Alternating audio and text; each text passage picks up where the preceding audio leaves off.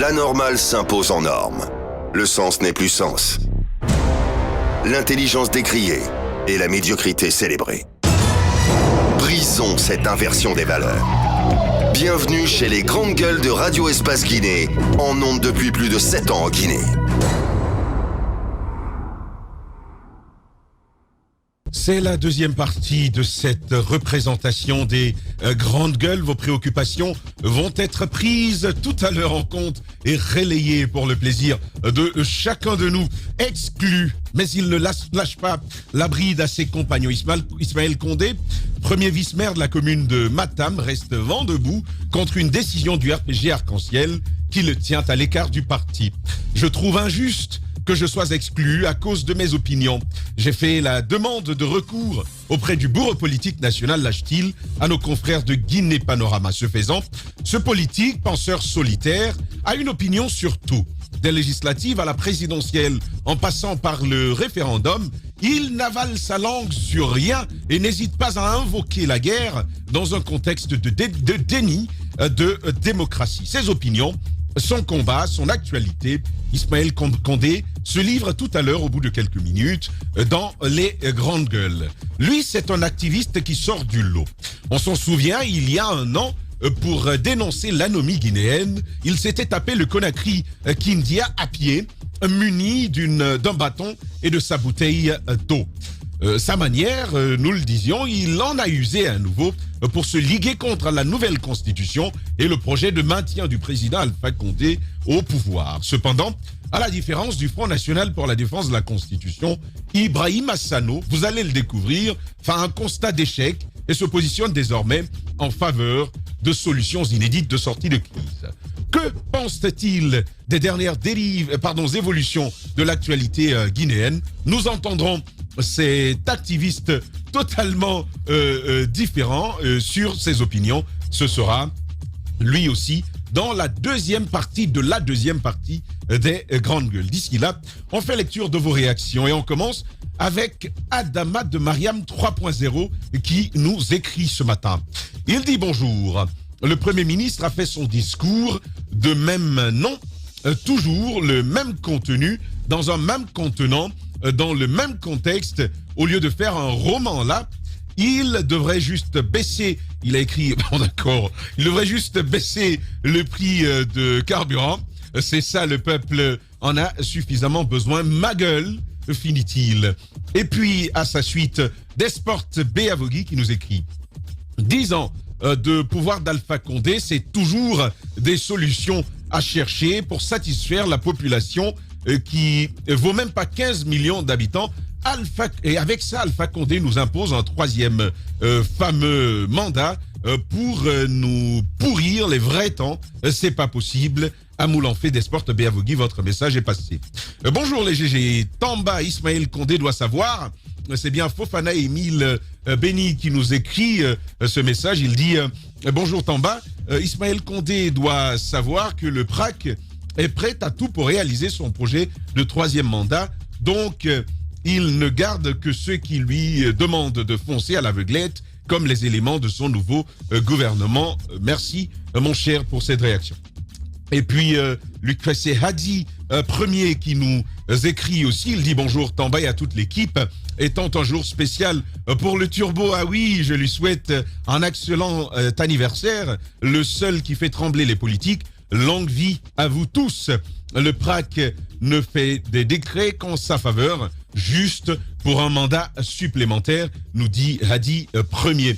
Alors, soit dit en passant, d'ailleurs, on va prendre Hamid le Guinéen d'ici là. Bonjour les GG, bonjour Tamba. L'État fait semblant d'aider sa population en rendant gratuits les services qui ne profitent à personne. Il n'a qu'à diminuer le prix du litre à la pompe pour amener 6 personnes à bord d'un taxi. C'est ce qui nous arrange. C'est Hamid le Guinéen qui nous a écrit. Imrana Diallo nous écrit également « Bonjour Tamba et à toute l'équipe. Le chef de l'État a mis en place une équipe de campagne et non un gouvernement pour le peuple car certains postes ressemblent au poste de Claude Pivy avec le CNDD, mais qu'il sache que le peuple est le seul instrument souverain d'une nation. » Imrana Diallo, message totalement passé. L'homme le Guinéen nous écrit également. Bonjour les GG. En vérité, le meilleur moyen d'aider la population est de diminuer le prix du carburant à la pompe, nous dit-il, l'homme le Guinéen. Merci de toute façon d'avoir réagi. Maurice Kourma nous écrit, il dit bonjour Tamba, dites à Moussa Moïse de laisser tranquille Homo Maurice s'engarer avec ses problèmes. Nous sommes dans un pays où on ne fait jamais la promotion de l'excellence et où on nomme pas la bonne la personne à la place qu'il lui mérite, qu'il mérite. Joyeux anniversaire au Turbo. Merci Maurice Kourma de réagir à cette émission. Noumou nous écrit, bonjour les GG. Il faut que nos dirigeants arrêtent de tout faire dans la théorie. La seule chose qui pouvait soulager tout le monde, c'est la réduction du prix du carburant à la pompe. Il faut s'y essayer, nous dit Noumou ce matin. Et l'on poursuit. Paté Kourou Diallo nous écrit « Bonjour mon cher Tamba, je salue le courage de mon frère Ismaël Condé. La jeunesse consciente s'engage à défendre les valeurs démocratiques. Il faut offrir aux jeunes une plateforme nous permettant d'échanger sur la chose publique. Cela, c'est nous la relève, nous dit-il Paté Kourou Diallo. Et puis, le peuple frustré, un autre inconditionnel. Alpha Condé ne fait jamais de cadeau à personne. S'il te nomme, c'est qu'il sait que tu as quelque chose à lui apporter. Banobari, tout technocrate qu'il semble être, s'il ne pédale pas le vélo, il saute. La récompense du mérite est le cadet des soucis d'Alpha Condé, peuple frustré, message bien passé. Bonjour Tamba et bonjour à toute l'équipe. À l'heure où je vous écris, le nouveau représentant du chef de l'État est empêché de sortir de son domicile. Les jeunes du quartier réclament le retour du courant et les forces de l'ordre interviennent avec force. Ah d'accord, notre nouveau haut représentant donc qui serait donc prise à partie par des jeunes de son quartier. Et puis on va en prendre quelques-uns. On va commencer avec cette réaction. C'est Alpha Madi qui nous fait la précision. Mon gars, nous continuons à payer l'électricité. Le RA, je ne sais pas ce que ça veut dire, de l'agence EDG de Lambaye m'a fait savoir clairement que les ménages domestiques sur le prépayé ne sont pas pris en compte par les instructions qu'ils ont reçues. Ça, c'est une nouvelle que nous avons. Et puis, on va aller sur un tout autre canal avec Laï Junior Condé qui nous écrit « Cher Tamba, d'accord. Ah oui, ça c'est lisible, je vais bien le lire. Cher Zachary, ta voix est belle lorsque tu analyses. Lamine est le meilleur de conducteurs. Écoutez, ça c'est indiscutable, c'est notre turbo. On va donc aller avec un tout autre message. Sinani qui nous écrit « Bonjour à Tamba et à toute l'équipe des GG.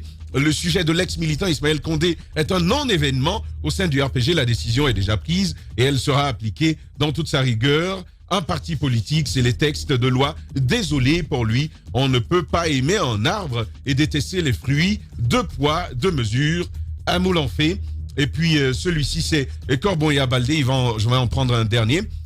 Bonjour Tamba, c'est Corboya Baldé. Depuis Lambaye, en tout cas, je n'étais pas étonné de savoir que jusqu'à présent, le nommé Koutoubou était ce conseiller fantôme de notre Mandeng Mansa Alpha Condé. Bref, merci Antoine Kourouma pour ce petit rappel. Koutoubou avait voulu nous trahir à la dernière minute avec une déclaration remplie d'incohérences. D'accord, que certains d'entre eux sachent une chose, le plus grand soutien du président, c'est le peuple. Et puis, on va en prendre un dernier, Souleymane Konaté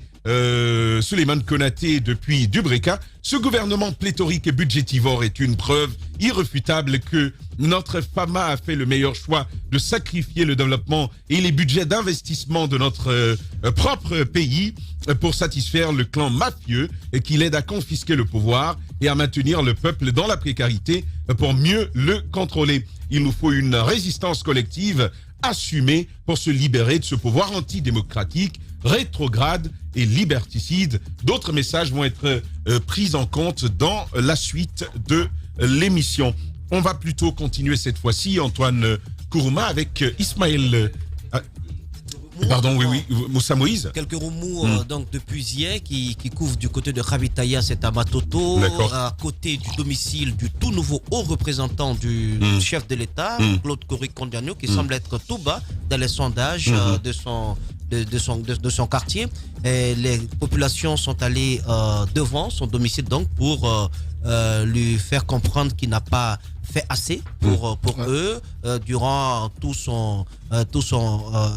durant toute sa présence à la tête du Parlement guinéen. Et il a fait assez pour personne. Et que le quartier manque d'électricité, difficile d'accès parce que Kabitaya quand même pour s'y rendre, je pense qu'il faut avoir un véhicule 4x4. Et donc les manifestations ont continué ce matin et nous avons un caméraman sur place qui nous apprend donc un jeune manifestant a reçu un projectile sur son pied.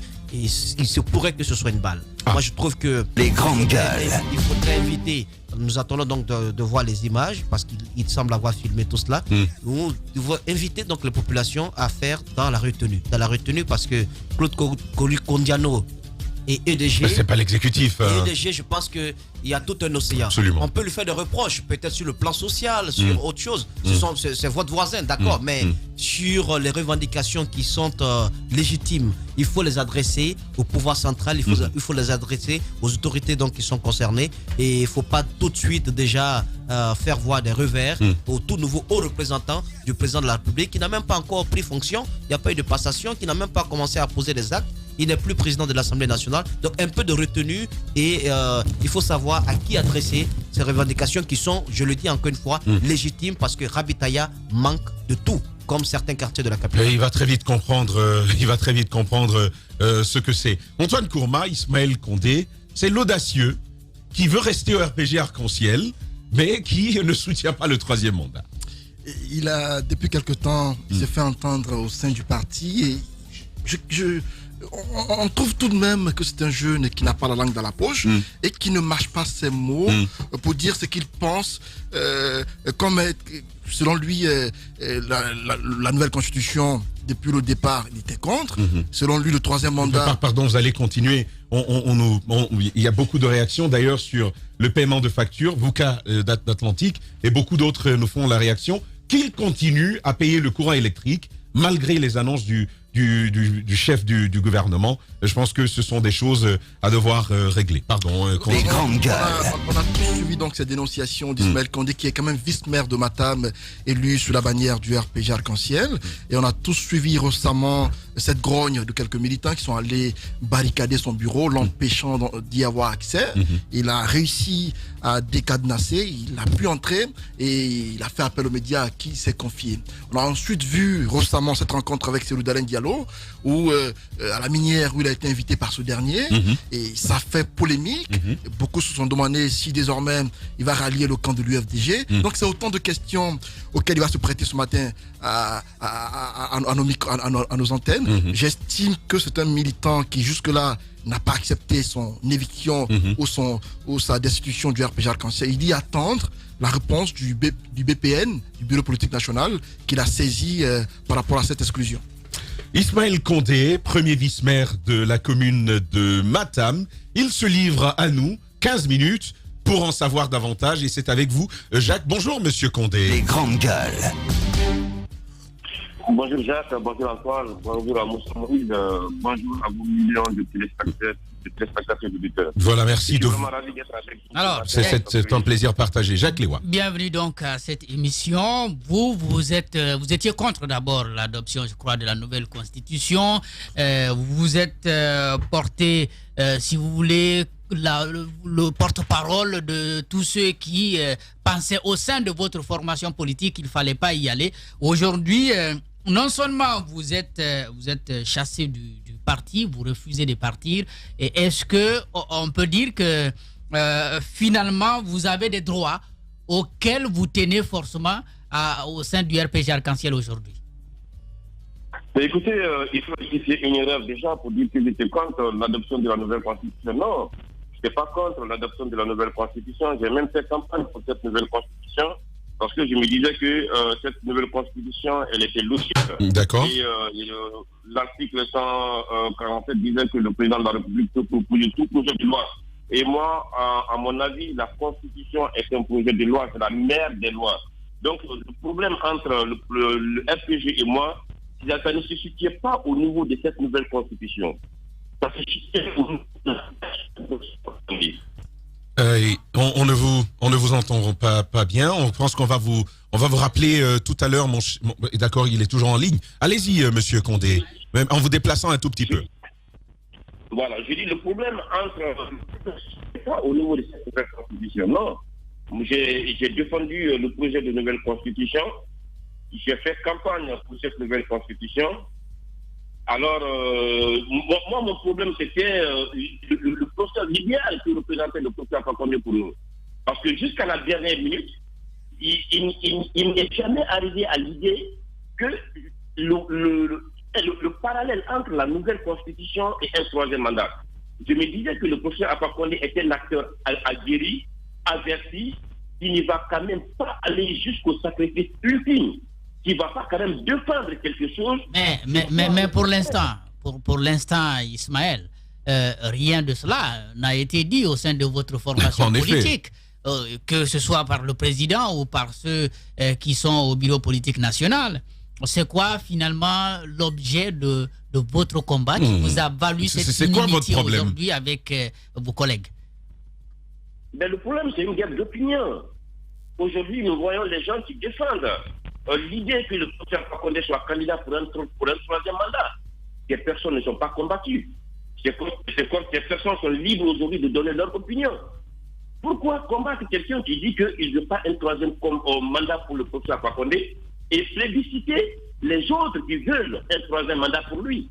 Moi, je considère ça comme 2 poids 2 mesures. D'accord. Alors, dans une formation politique, alors, la liberté d'opinion et de consacrer à tout le monde et au même pied d'égalité pour tout le monde. D'accord, Monsieur Condé, pour être clair là-dessus, pour vous, même s'il décidait d'aller au troisième mandat, votre problème, c'est qu'on entende aussi votre avis. C'est tout ce que vous réclamez. Mais exactement.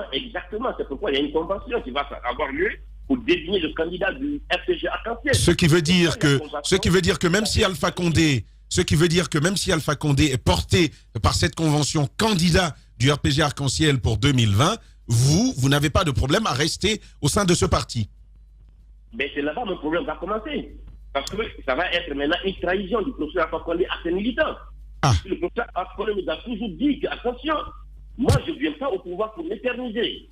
Il nous a dit que la démocratie d'abord, c'est l'alternance. Les grandes gueules. La démocratie, c'est qu'on ne peut pas parler de démocratie. Il a fait 40 ans de lutte pour qu'il y ait démocratie. Et il a toujours fait un parallèle entre démocratie et alternance. Ça veut dire que les 40 années de lutte qu'il a fait, ça veut dire qu'il nous a trahis pendant toutes ces années, qu'il s'est fait partie pour une personne qui n'est pas. D'accord. Je ne comprends plus maintenant quel a été le sens de son combat. Et tout ça, là, c'était pour ça. Allez-y, Moussa Moïse. Ismaël Condé, c'est vrai, vous êtes un vrai RPGiste, vous restez dans le parti en dépit de tous les coups que vous subissez, de toutes les humiliations d'ailleurs qu'on vous fait subir. Mais dites-nous concrètement, comment vous pouvez soutenir l'avènement d'une nouvelle constitution tout en sachant que l'une des conséquences de ce soutien, c'est bien la remise à zéro du compteur. Exactement. Et donc, cela permettrait donc au président Alpha Condé de se représenter à sa propre succession. Vous le saviez, parce que les signaux avant-coureurs étaient très clairs. Un changement constitutionnel à quelques mois de la fin du second et dernier mandat, ça avait tout l'air d'une envie de rester au pouvoir. Mais écoutez, pour nous les RPJ, le président Alpha Condé était un saint.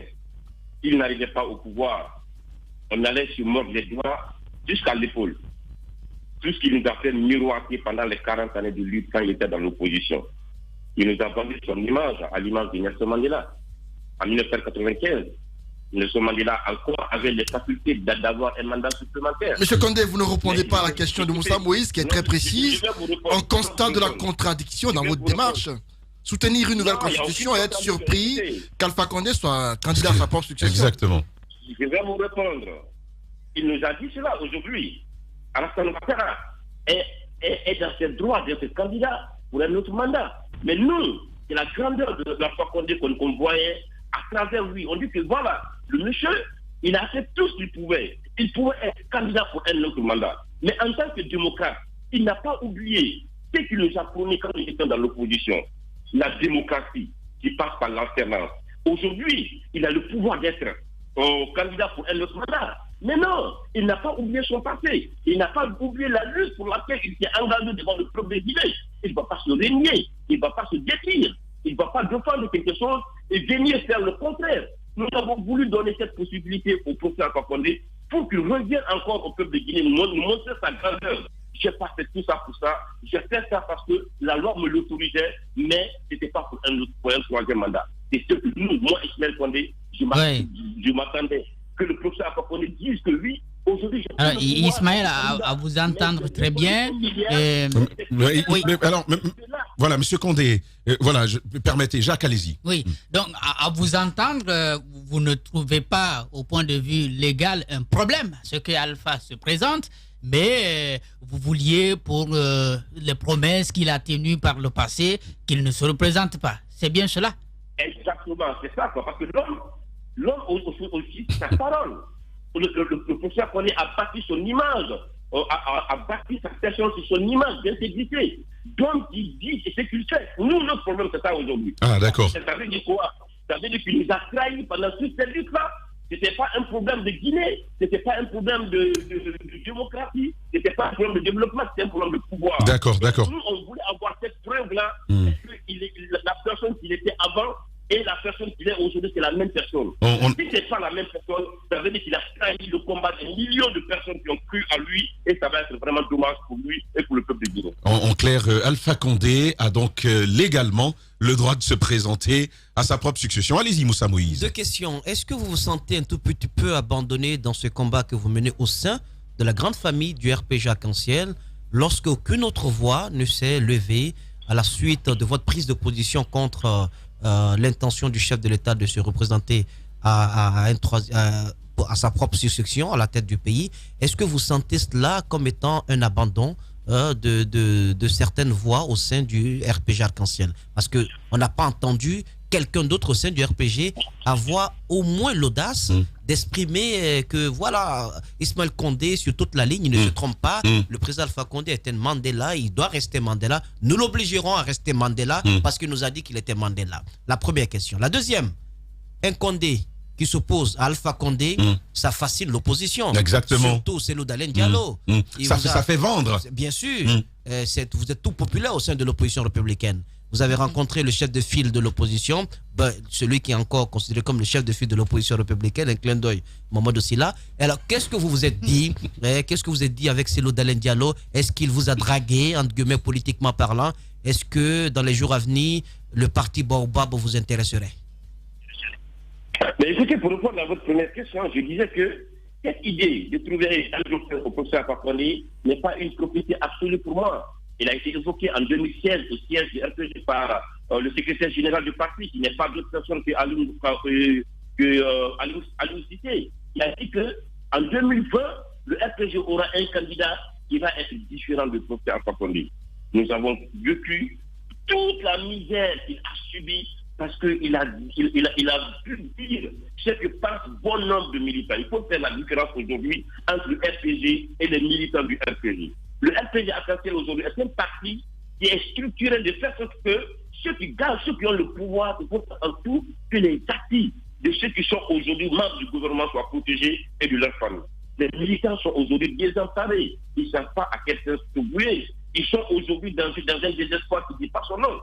Quand on a associé le parti à l'ethnie, les gens ont peur de se découvrir. Ils disent attention, un tien vaut mieux que deux fourras. Il vaut mieux se contenter de ce qui est pourri aujourd'hui que d'une inconnue demain. Et ça fait peur aux gens, c'est logique. C'est leur politique de faire peur aux gens. Et je peux vous certifier de cela que la majeure partie des militants du RPG Arc-en-Ciel aujourd'hui souhaiteraient que le professeur Alpha Condé se repose pour donner longue vie au RPG. D'accord. Parce que nous avons le RPG. Voilà. Sur la deuxième question.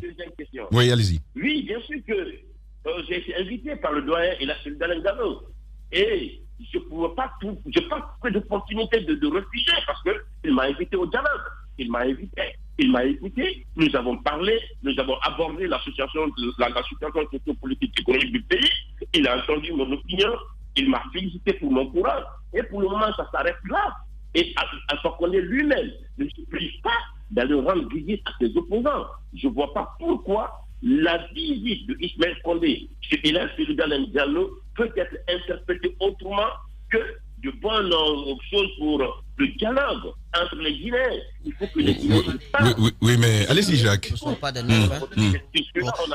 Alors, si vos amis maintiennent leur décision, qui pourrait être appuyée par le bureau politique national, vous finirez par partir, non? Mais je suis obligé de partir parce que vous savez qu'on n'est pas payé pour être militant d'un parti politique. On adhère à un parti politique de façon bénévole. On donne un sacrifice nos efforts, nos moyens financiers et matériels, même mental, pour défendre les idéaux de ce parti. Mais le jour que les idéaux pour lesquels nous nous sommes battus pour un parti disparaîtront, moi je ne vois pas de cause pourquoi défendre et rester dans ce parti. Je fais recours, même si le bureau politique nous donne aujourd'hui toute la latitude de militer au RPG. Mais le jour que le RPG va valider un troisième mandat pour le professeur Condé, moi, mon aventure avec le RPG prendra fin ce jour-là. Parce que je me suis dit, Les grandes gueules.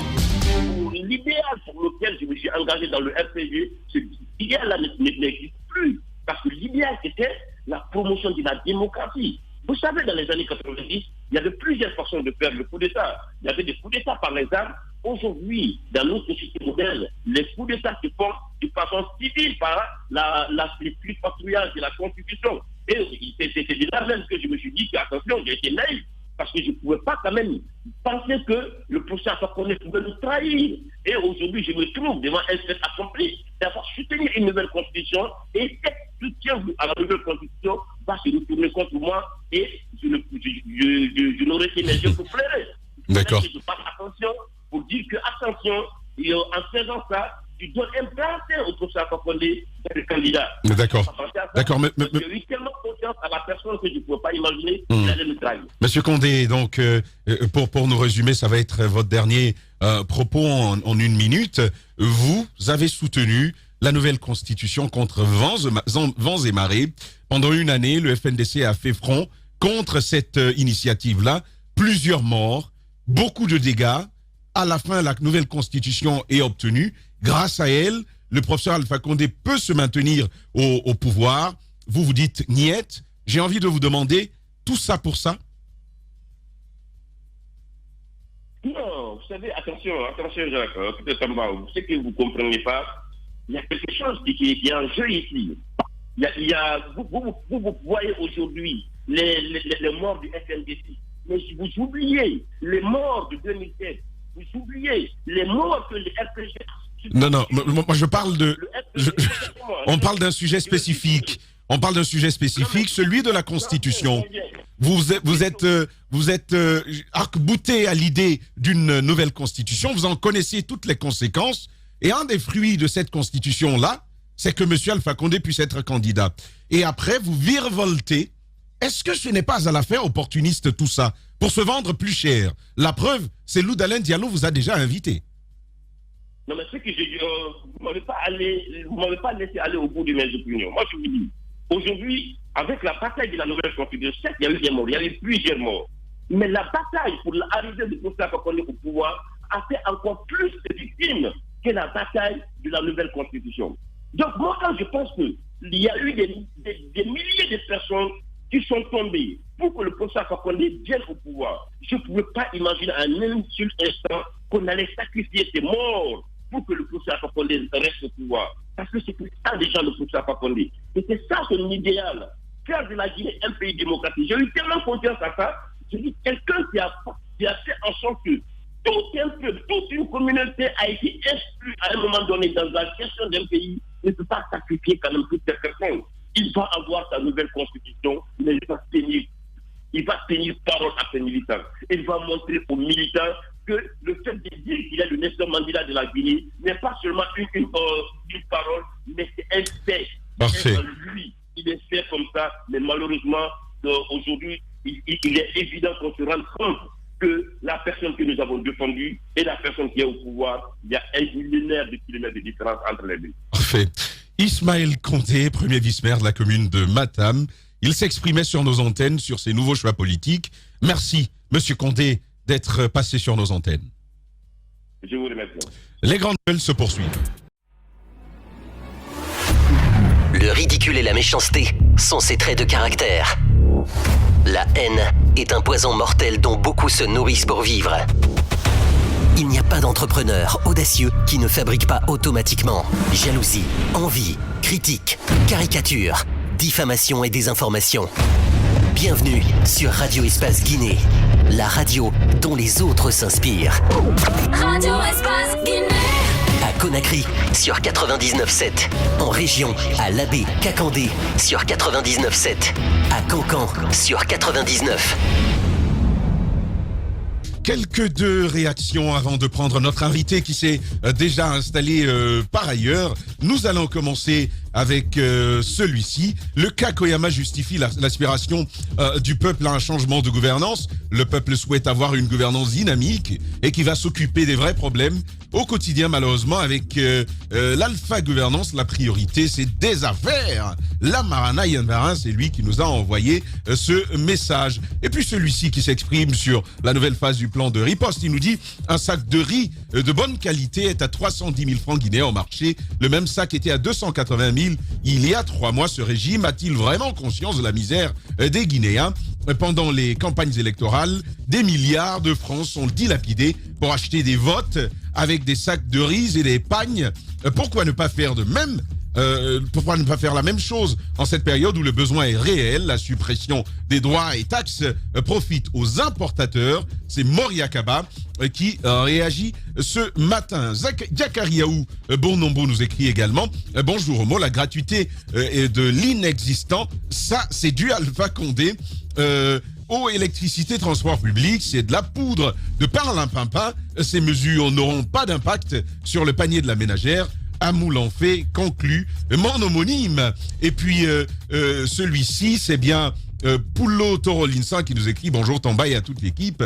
Nous sommes convaincus que la solution, c'est l'éducation, la formation et la responsabilisation. Mais comment peut-on investir sur le capital humain si les vies humaines sont considérées comme des arbres de la forêt où des snipers s'entraînent à tirer et atteindre leur cible à plus de 1400 mètres? C'est quand Cellou Dalein Diallo sera au pouvoir que les militants d'Alpha Condé sauront que ce combat est pour tous les Guinéens. Et puis on va terminer avec Abou Poutine Banco qui nous écrit « Apprenons à revendiquer nos droits par la voie légale et pacifique. La violence n'engendra que la violence. » Et j'interpelle nos compatriotes au calme et à s'abstenir de toute manipulation politique. Abou Poutine Banco, le message il est passé. Et puis celui, le tout dernier, cette fois-ci, c'est bien Intime Diaby, l'enfant de Kouri Tamba. Le bas peuple n'a rien senti de ce soi-disant plan d'accompagnement. Quelle gratuité de transport public qui n'existe presque pas. Joyeux anniversaire de passage au boss Lamine Guérassi, mon cher Ibrahima Sano. Vous êtes installé dans nos studios. Merci d'accepter notre invitation de ce matin. Je rappelle à nos téléspectateurs que c'est lui qui a fait Kindia, Conakry, à pied, pour exprimer son ras-le-bol contre une anomie généralisée de la société guinéenne. Ibrahima Sano accepte notre invitation de ce matin. Bonjour, mon cher Sano. Bonjour. Merci, vous êtes activiste, merci d'accepter notre invitation. Antoine Kourman, on commence cette émission avec vous. Monsieur Sano, vous avez vu de façon solitaire mener votre combat contre la nouvelle constitution, contre le 3e mandat. Et en fin de compte, quel résumé ou quel bilan faites-vous de ce combat qui a commencé avant les élections du 22 mars? Donc je dois commencer par établir une certaine vérité. Je n'ai pas fait un combat solitaire. C'est vrai que j'avais annoncé les 21, les 22, 23 août 2018, marché de Kindia ici. D'accord. Donc je suis allé et il y a des jeunes qui m'ont accompagné. Et 2 jeunes anonymes que je n'avais jamais rencontrés. Premièrement... De Kindia à Conakry? Oui, à pied. Mais Bouamar à la place des marchés. Retour sur l'histoire, ça fait quoi de marcher tout ça à pied? Non, parce que c'était symbolique, c'était pour 3 raisons. La première, la mémoire. Parce que... D'accord. Le jeu en valait la chandelle. La seconde chose, c'était pour la corruption et la troisième, c'était pour l'alternance en 2020. En 2018, déjà... se battre pour l'alternance, ça ne signifiait pas grand-chose pour les gens. Un précurseur. J'avais compris que le président Alpha Condé devait, c'était mon message, qu'il devait porter les vrais combats et de renoncer aux faux. Mais malheureusement, il s'est fourvoyé, il est en train maintenant de faire le mauvais combat. Donc les deux jeunes anonymes, c'était moi, Mohamed Lamine Diallo, un jeune poète obscur qui n'est pas très connu. Nous avions fait donc le chemin ensemble. Et le second, c'est un certain Ibrahim Diallo, et qui, pour des raisons de santé, n'a pas pu continuer avec nous. Et donc, merci à eux. Et donc, dans le mouvement patriote pour l'alternance et le salut, les tracts que nous avons distribués, ce n'était pas moi, c'était aussi avec d'autres gens qui sont anonymes, qui sont des étudiants, qui sont des universitaires et qui ont travaillé avec moi. Très bien. Par rapport à la question, pour le bilan, certes, le combat qui a été mené a été un combat salutaire. Premièrement, il a été intellectuel. Nous avions vu des intellectuels de tous bords dire que l'article 51 de la Constitution de 2010 ne permettait pas au président de la République de porter ce combat. Tardivement, un avis de la Cour constitutionnelle donc a réconforté ces intellectuels dans cette position en disant qu'aucune traduction, qu'elle soit sociologique ou juridique, ne permettait au président de la République, à l'aune de l'article 51, de demander une nouvelle constitution. Et donc après, on a vu qu'il y a eu une série de manipulations sur le parti au pouvoir, glissement sémantique. Premièrement, on dit non, il faut une nouvelle constitution, il faut la 4e République, il faut un 3e mandat. Après, le louvoiement. C'est qu'à chaque fois qu'on a demandé pourquoi est-ce qu'il faut le faire, on dit au peuple de décider. C'est comme si le président de la République n'avait pas de pouvoir. On n'a plus beaucoup de temps, donc on va aller sur les questions essentielles. Allez-y, Jacques Léo-Aleno. Sur le bilan, il n'a pas répondu encore. Sur le bilan de votre combat, allez-y rapidement.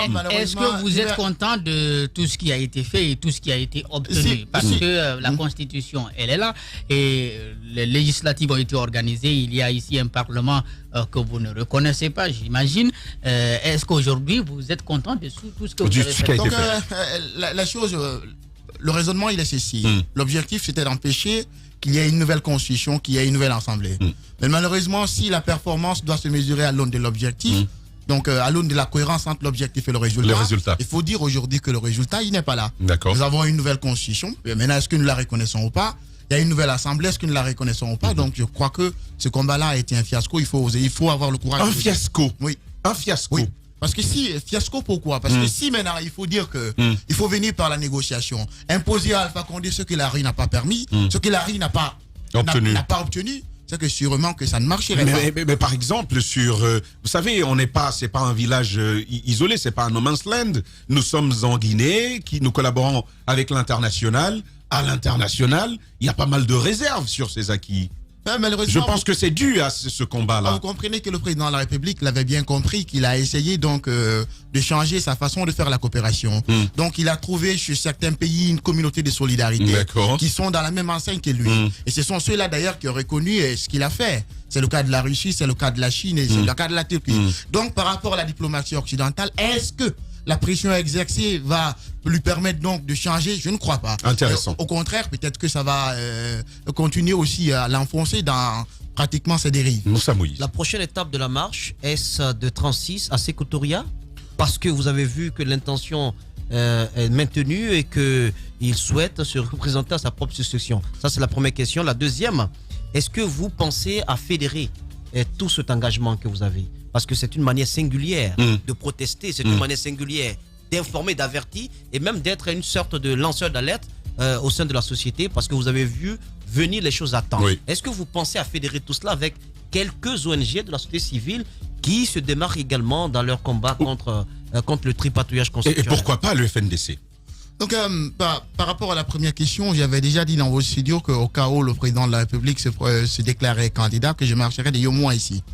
C'est ce que j'ai dit. Donc, de Yomoua à Conakry. Je l'ai dit au cas où il se présente. Les grandes gueules. Et donc, c'est encore en vue. On attend qu'il se présente. On va faire la campagne. Yomoua, vous savez, vous devez passer par Koyama. Vous devez passer par Massanta. Je comprends qu'on doit bien passer par Massanta. Vous savez pourquoi je vous regarde avec beaucoup de pitié? Oui. Non, pitié, compassion, il y a tout dedans dans mon regard. Oui. Parce que c'est noble, mais ce ne sera pas entendu. Que ce soit entendu ou pas. Non, pardon. Oui. Le combat que nous comprenons, c'est le combat pour la postérité. Ce n'est pas pour nous.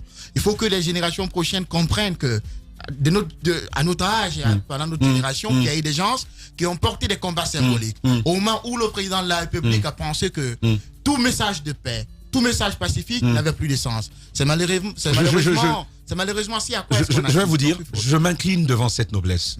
Je pense que c'est noble de votre part, c'est courageux de votre part, et ça mérite effectivement d'être soutenu. Ça, je vous le dis très clairement, c'est mon avis. Moussa Moïse. Pour les prochaines initiatives du FNDC, oui, oui, ça c'est la question qui n'a pas répondu. Pardon.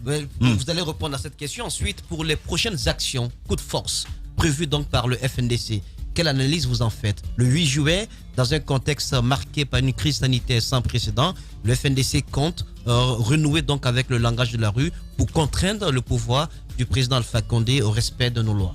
Ma position est que dans ce contexte sanitaire, cette marche ne peut pas aboutir. Okay. D'autant plus que les marches précédentes aussi, antérieures, n'ont pas abouti. Pourquoi est-ce que je le dis? L'erreur a été qu'au début de la composition du FNDC, qu'il y a eu ce que je peux appeler une composition hétéroclite. C'est qu'il y a eu un mouvement, il y a eu, comment dirais-je, un rassemblement de gens qui avaient des objectifs disparates et quasiment conflictuels.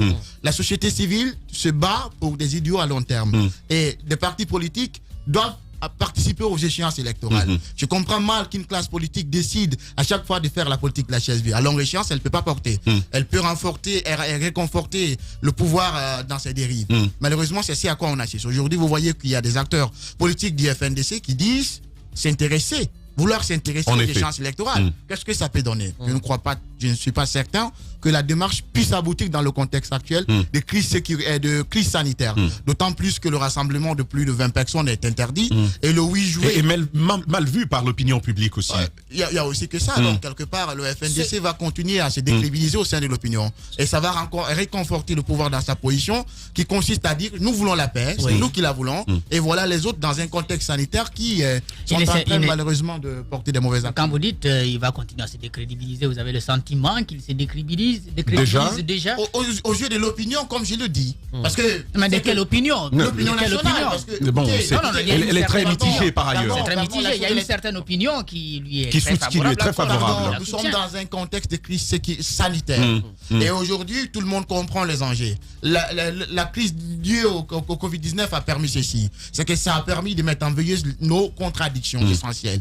Tout le monde s'est dit et il y a eu un élan de solidarité qui s'est prononcé au sein de la population. Et maintenant, je comprends mal qu'avant même la fin du confinement, qu'on décide, ou même de l'état d'urgence, qu'on décide de vouloir marcher, de rassembler des gens, au moment où le rassemblement de plus de 20 personnes est interdit. C'est ce que j'ai dit. Au jeu de l'opinion, qu'est-ce que ça donne? Le FNDC, la lutte, le combat, il est légitime. Mais ça consiste à donner quel message? Le président de la République se bat pour la santé, quand bien même peut-être il se battrait pour ça. Ça reste à prouver. Et le FNDC qui voudrait, par ses actions, contribuer à la propagation donc du mal. C'est à quoi j'ai dit que ça contribuerait à décrédibiliser le FNDC au sein de l'opinion. D'accord. On va avancer avec Jacques. Ils vous diront tout de suite que ça s'est fait au Mali. Mais la question que je voudrais vous poser, qu'est-ce que vous conseillez au FNDC, ou tous ceux qui veulent, n'est-ce pas, se battre pour barrer la route, n'est-ce pas, au président Alpha Condé, puisque le langage de la rue vous semble être contre maintenant? Qu'est-ce qui, à vos yeux, peut être fait? Si vous regardez le passé, parce que tout a été fait, déclaration, lobbying au niveau international, au niveau interne ici avec les religieux, et les sages, et puis des manifestations des rues, la résistance active et permanente. Tout a été utilisé presque et finalement rien n'a été obtenu. Aujourd'hui, qu'est-ce qui reste à faire? Donc, comme vous pouvez voir que aujourd'hui, on dit qu'il faut annuler l'Assemblée et annuler la Constitution. Par la rue, on ne l'a pas pu. Mais est-ce que c'est par la négociation qu'on va l'obtenir? Vous comprenez que le rapport de force est là. Par la violence, on n'a pas pu imposer ce qu'on a voulu. Maintenant, est-ce que par la négociation... Parfois, la rue ne... C'est ce que je veux dire. Donc, parfois... Ne règle pas tout. Les négociations sont plus raisonnées. Ça permet de faire pousser les lignes. Ce que je suis en train de dire, c'est quoi? Si par la violence, on ne l'a pas pu, il faut changer de stratégie. En effet. Il faut aller par le dialogue. Je le dis et je crois aux vertus du dialogue. Il faut créer des conditions claires pour qu'il y ait un dialogue. Mais est-ce que dans ces conditions, les préalables au dialogue sincère et inclusif, est-ce qu'il faudrait poser la question de l'annulation de la Constitution, l'annulation donc de l'Assemblée comme préalable? Comme préalable, sur ces questions-là, je crois que ce seraient des conditions insoutenables, à mon avis. D'accord. Donc, je pense qu'il faut laisser les deux instruments il faut aller à l'essentiel. L'essentiel, c'est les élections présidentielles. Il faut que la classe politique y participe. Pour y participer, il faut qu'on se mette d'accord sur le fichier électoral, sur l'installation donc sur l'installation des chefs des quartiers, sur aussi la date de l'échéance des élections, parce que nous sommes dans un contexte et la non-candidature du président Condé. Non, pardon, nous sommes dans un contexte de crise sanitaire. Et par rapport à ces contextes-ci, est-ce que ça vaut la peine qu'on tienne des élections ou au moment où on ne peut pas rassembler les gens?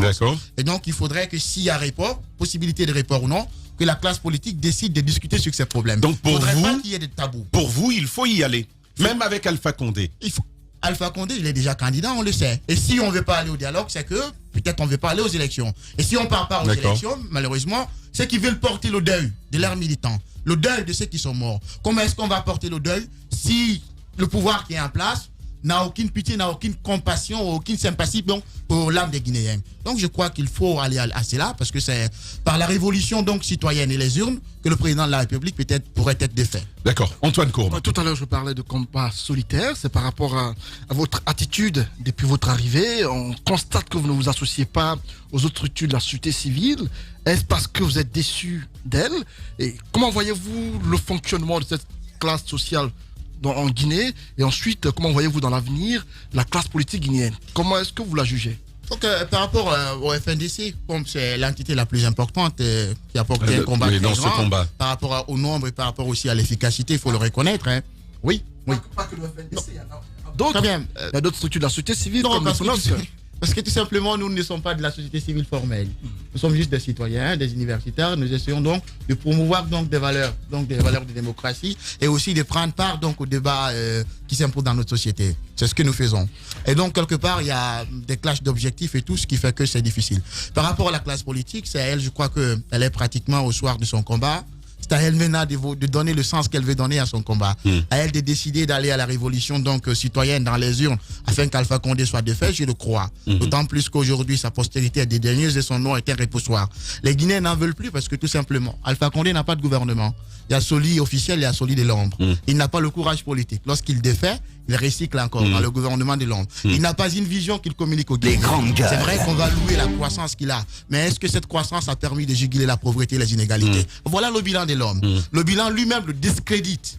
Il est discrédité par le bilan. Je crois aujourd'hui que l'opposition doit présenter une alternative crédible. Il ne faudrait pas seulement qu'on discrédite l'homme qui est discrédité par ses propres actions, par ses contradictions et ses contrastes. Il faudrait aujourd'hui que l'opposition propose donc la voie qu'il faut pour l'alternance. Il ne s'agit pas d'avoir cette opinion altière de soi qui consiste à dire à mon niveau je suis l'alternative. Il faudrait que les opposants parlent aux Guinéens, qu'ils essaient de nouer un contrat social avec le peuple de Guinée sur les questions essentielles de réconciliation, de réforme de l'administration, de lutte contre la corruption, de réforme du système judiciaire, de la santé, de l'éducation et des réformes de la diversification même de l'économie. Parce que malheureusement, après tout, Alpha Condé, tout ce qu'il a fait, le bilan est ce qu'il est, il n'y a pas eu de vraies réformes, sinon que des réformettes. D'accord. Pas de vraies réformes, sinon que des réformettes. Moi, je vous dis tout de suite, quand vous marcherez de Yomou à Conakry, arrivez à Kindia, faites-moi signe. Voilà, on va voir ce qu'il en est. Moussa Moïse, un dernier mot? Oui, je veux juste vous dire que il y a un officier de la gendarmerie donc qui est dans le but d'appliquer le décret pris par le chef de l'État, le décret concernant donc la fermeture des différentes frontières et autres.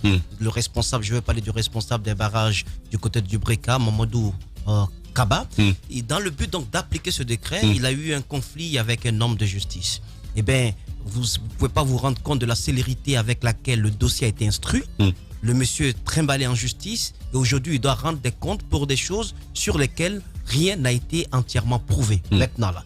Donc je trouve que c'est du deux poids deux mesures. Je pense un peu à ces citoyens, ces officiers de police et de gendarmerie qui ont le souci, avec tact bien sûr, avec une autorité mais enveloppée d'une sorte de gant de velours, qui essaient d'appliquer ce que la loi leur recommande et qui font honnêtement leur travail et qui sont humiliés de cette façon. Je pense que c'est assez grave. Et autrement, je pense aussi à ces citoyens qui, dans les semelles des chaussures, ont occupé toutes les voies possibles allant au niveau des tribunaux de notre pays sans avoir eu ce pourquoi ils partent dans ces tribunaux, c'est-à-dire la justice. Ces dossiers sont classés sans suite, mais quand il s'agit d'un homme de justice qui est touché, on fait tout pour que ce dossier connaisse une certaine célérité. Je veux finir par dire aux internautes et aux téléspectateurs qui nous suivent que c'est Kareman qui est là, dans le studio. Ben, Colombo, je sais de quoi je parle. Si Kariman est là. J'allais faire la même chose. Hein. Voilà, ben s'il peut prouver le contraire, ben que Kariman, s'il existe un autre, puisse écrire maintenant un poste au moment où nous sommes dans ce studio. Ah oui, le défi est lancé. Hariman. Donc voilà, vous avez Hariman devant vous. Je veux bien que la caméra soit sur lui à la régie si vous m'entendez. Ibrahim Massano, cet activiste tout à sa façon, qui nous a fait le plaisir d'être entendu encore une fois aujourd'hui. C'est bien Hariman qui nous a fait le plaisir d'intervenir. En tout cas, nous avons été très enchantés de vous recevoir. C'est avec donc ces mots. Notre prochain animateur. Voilà. Exactement. Nous allons le recruter. Et donc, je dis encore une fois, Lamine Guérassi qui fête son 43e anniversaire. À peu près ça. À peu près cela, c'est demain. Parce qu'il est né le jour où le baobab est tombé. Exactement, derrière la cour de son papa. Pas trop. Lamine Guérassi, nous vous le disions. Voilà, nous vous le disions il y a une année, moins ce qui a été, plus ce qui sera. Joyeux anniversaire, c'est un plaisir de faire ce chemin ensemble. Et vous, de votre côté, restez en compagnie de nos programmes. C'est toujours un plaisir de vous servir. Demain, ce sera avec Aboubacar Diallo, Mohamed Mara et tout le reste de l'équipe. Ceux-là que vous retrouverez demain. Merci encore.